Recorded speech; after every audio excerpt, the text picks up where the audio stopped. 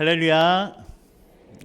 오늘 이 새벽에 하루의 첫 시간에 또 구별하여서 기도와 또 예배 자리에 오신 성도님들 환영하고 축복합니다. 하나님의 은혜와 평강이 늘 함께 하시기를 소망합니다. 오늘도 승리하십시오. 네. 오늘 본문의 말씀을 우리가 살펴보게 되면 우리가 너무나도 잘 아는 솔로몬의 1000번제와 또 지혜에 관한 말씀이 담겨 있는 것을 우리가 보게 됩니다. 다윗의 뒤를 이어서 예루살렘의 이스라엘의 왕이 된 솔로몬은 기본 산당에서 하나님께 1000번제 제사를 드리게 됩니다. 온 정성을 다한 이 예배를 받으신 하나님께서 밤에 꿈으로 솔로몬에게 나타나셔서 이렇게 말씀하시죠. 5절 말씀인데, 내가 내게 무엇을 줄고 너는 구하라 라고 그렇게 말씀하시는데, 만약에 하나님께서 오늘 이 새벽에 여러분에게 딱 이렇게 등장하셔서 기도하시는 중에 딱 등장하셔서 신비한 음성을 들려주시면서 내가 무엇을 구하느냐, 내가 구하라 라고 얘기하시면 얼마나 좋을까요? 그죠? 네, 여러분 그것을 또 받으신 여러분들 되시길 바라겠습니다. 여러분 그렇게 하나님께서 오신다면 여러분 무엇을 구하시겠습니까? 오늘 말씀을 나누시면서 솔로몬이 제사를 드렸던 것, 기도를 통해서 우리가 하나님 앞에서 어떻게 살아가고 또 성도로서의 사명을 감당해야 하는가를 또 나누는 시간이 되셨으면 좋겠습니다. 자, 오늘 말씀을 통해서 우리가 나누고자 하는 것, 첫 번째 우리가 성도의 첫 번째 조건이 무엇인가, 우리가 성도로서 어떻게 살아가야 되는가라는 것을 우리에게 말씀해 주고 있는데, 첫 번째는 조건 없는 사랑과 전적인 헌신을 우리가 해야 된다라는 것을 말씀하고 있습니다. 가장 먼저 우리가 솔로몬이 드린 1000번제 이 제사에 대해서 한번 생각해 볼 필요가 있습니다. 우리는 종종 그렇죠. 1000번제 하면 1000번의 제사를 드린다라는 그 생각을 갖게 됩니다.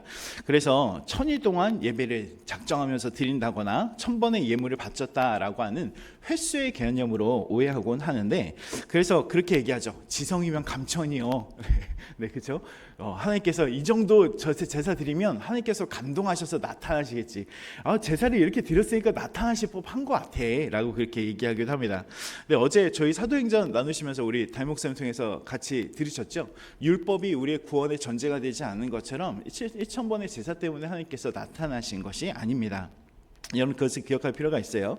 이 성경 원어로 이것을 살펴보게 되면 1000번제, 1000번의 그 번이 횟수 번자가 아니라요, 이 태울 번자를 사용합니다. 그래서 1000마리의 희생 제물을 제단 위에서 불태워 바친 그 제사다라는 것을 의미하고 있어요. 그래서 지금 이 오늘 말씀에 기록된 이 1000번의 제사는 거대한 규모의 제사를 의미합니다. 그러니까 산당이 큼이라라고 하는 그 기록 가운데 담겨 있는 것은 그 큰 산당에서 1000번의 제물을 태워 드렸다라고 하는 그 의미를 담고 있습니다. 1000마리의 소나 양을 잡아서 제단을 올리는 길, 쉽지 않은 일이죠. 우리가 한번 예배를 드리고 한번 제사를, 이때 당시에도 그랬죠. 제사 한번 드리는 것이 쉽지 않은데 1000마리의 제물을 그렇게 바치는 것도 쉽지 않은 것입니다. 엄청난 시간과 재정 또 수고가 동반되는 일이 바로 이것이었습니다. 솔로몬은 왜 이렇게 엄청난 제사를 드리고 있었을까요? 한번 찾아보겠습니다. 3장 3절 말씀인데 우리 한번 같이 읽겠습니다. 시작. 솔로몬이 여호와를 사랑하고 그의 아버지 다윗의 법도를 행하였으나 산당에서 제사하며 분향하였더라. 아멘. 오늘 3절 말씀을 보면 이렇게 얘기합니다. 솔로몬이 누구를 사랑했다고요? 여호와를 사랑했다. 예. 솔로몬이 하나님을 너무나도 사랑했어요. 너무나도 사랑했으니까 이 모든 걸 다 가지고 하나님께 드릴 수 있는 만큼 모두 한번 드려보겠다라고 해서 1000번의 제사를 드린 것이죠. 솔로몬의 이 1000번제를 다시 한번 생각해 보게 되면 하나님께 지혜를 얻어내기 위해서 조건을 걸면서 이렇게 한 것이 아니었죠. 하나님을 향한 뜨거운 사랑의 표현이 바로 이 제사로 드러난 상황이었습니다. 그가 드린 제사의 의미를 다시 한번 그래서 생각해 보면, 솔로몬 자신은 왕위에 올랐죠. 왕위에 올라서 이스라엘에는 지존자가 되었던 것을 우리가 기억합니다. 근데 이 지존자가 자신은 왕이 되어서 모든 것을 할 수 있지만 자신의 온 삶과 자신이 갖고 있는 이 통치권 모두 하나님께 온전히 태워드리겠습니다. 이것이 내 것이 아니라 온전히 하나님 것입니다 라는 것을 말씀하는 하나님을 향한 전신적 헌신의 고백이었음을 우리가 기억할 필요가 있습니다. 우리가 사명을 감당하면서 성도로서 살아가는 그 삶을 살기 위해서 가장 먼저 회복돼야 될 것이 바로 이것이죠. 바로 예배자의 마음이라는 사실입니다. 예배자의 마음 가운데는 하나님을 사랑하는 마음이 먼저 회복되어야 합니다. 내가 무언가를 얻기 위해서, 뭔가를 쟁취하기 위해서 내미는 손이 아니라 나를 온전히 내어드리는 사랑과 또 헌신의 예배가 되게 될 때 하나님께서 솔로몬에게 찾아와 주셨듯이 우리에게도 찾아오시는 분이시기 때문에 그렇죠. 여러분에게도 찾아오셨죠? 아니신가요? 네. 오늘도 하나님이 찾아오시는 하루가 되시고 또 그것 가운데 하나님의 또 아뢰실 수 있는 귀한 시간 되시길 바라겠습니다. 우리 예배가, 우리의 삶이 또 하나님께 우리의 삶과 나의 의지나 나의 결정이나 나의 미래, 나의 많은 것까지 모든 것을 맡겨드리는 예배야 우리의 삶이 되시길 바라겠습니다. 자, 두 번째, 우리 솔로몬의 이 제사를 통해서, 솔로몬의 고백을 통해서 솔로몬이 어떻게 고백하냐면 나는 작은 아이입니다 라고 고백하는 것을 보게 되죠. 이것을 다시 한번 생각해 보면 자신을 철저하게 객관하고 겸손하게 하나님 앞에 무릎 꿇는 것을 우리가 보게 됩니다. 하나님께서 내가 네게 무엇을 줄고 너는 구하라 라는 그 가슴 벅찬 질문 앞에 솔로몬은 자신의 부귀나 영화 또 원수의 멸망을 구하지 않았습니다. 저라면 하나님 돈 좀 주세요. 네, 그럴 것 같은데 하나님 이 사람은 진짜 멸망해야 됩니다 라고 이렇게 얘기해야 될 건데 그렇지 않았다는 거죠. 그는 자신의 정체성 그리고 자신의 위치를 하나님 앞에 철저하게 낮추고 또 드러내는 것을 보게 됩니다. 7절 말씀인데요, 우리 한번 같이 한번 읽어보도록 하겠습니다. 같이 읽겠습니다. 시작. 나의 하나님 여호와여, 주께서 종으로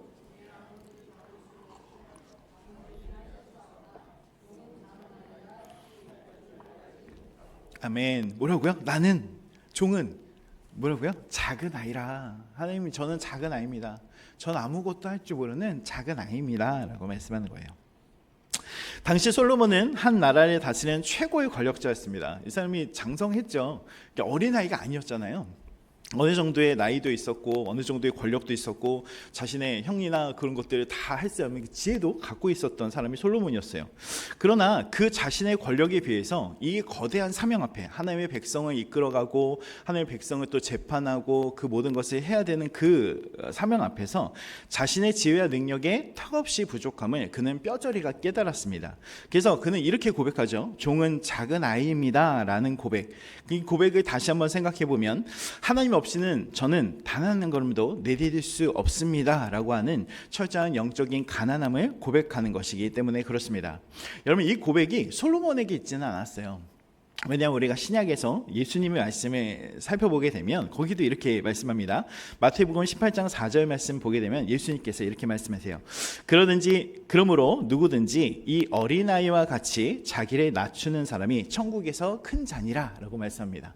우리가 어린아이처럼 하나님 내가 아무것도 하지 못하는 것은 아닐지라도 또 하나님 앞에는 우리가 적은 사람이잖아요. 불완전한 사람이잖아요. 그렇기 때문에 우리의 불완전함을 하나님께는 드러내고 그렇게 아뢰고 나아갈 때 하나님은 아이와 같이 여기시는, 우리를 자녀와 같이 여기시는 하나님이시기에 우리를 돌봐주시고 다시 일으켜 세우시는 분이시기 때문에 그렇습니다. 또한 요한복음 15장 5절 말씀을 보게 되면 예수님께서 이렇게 말씀하시죠. 나는 포도나무요 너희는 가지라. 그가 내 안에 내가 그 안에 거하면 사람이 열매를 많이 맺나니 나를 떠나서는 너희가 아무것도 할 수 없음이라 라고 말씀합니다. 여러분, 우리가 주님을 떠나서는 아무것도 할 수 없습니다. 아멘이시죠? 주님께서 주시는 것들로 여러분 감당하시는 여러분들 되시길 바라겠습니다. 여러분, 우리의 사명 또 성도의 사명은요, 성도의 삶은 내 힘과 내 지식으로 감당하는 것이 아닙니다. 우리 솔로몬처럼 그리고 예수님의 그 말씀처럼 내 포도나무 대신 주님을 떠나서는 우리는 아무것도 할 수 없는 작은 아이요 연약한 가짐을 인정하는 그 철저한 겸손에서부터 우리의 사명이 시작되고 또 감당할 수 있는 힘이 거기에 있기 때문에 그렇습니다. 여러분, 이것을 꼭 기억하시는 여러분 되시길 바라겠습니다. 자, 마지막으로요, 우리 성도가 사명을 감당하는 무기가 있는데 그건 바로 다른 것이 아니라 듣는 마음이라는 사실입니다. 자신이 작은 아이임을 아는 사람은요, 자신의 뜻을 고집하지 않죠. 반드시 인도자의 음성을 구하게 되는 것을 우리는 기억하게 됩니다. 솔로몬은 왕으로서 백성을 바르게 이끌기 위해서 하나님께 구한 것이 이것이었습니다. 9절 말씀인데 같이 읽겠습니다. 시작. 누가 주의 이 많은 백성을 재판할 수 있사오리까?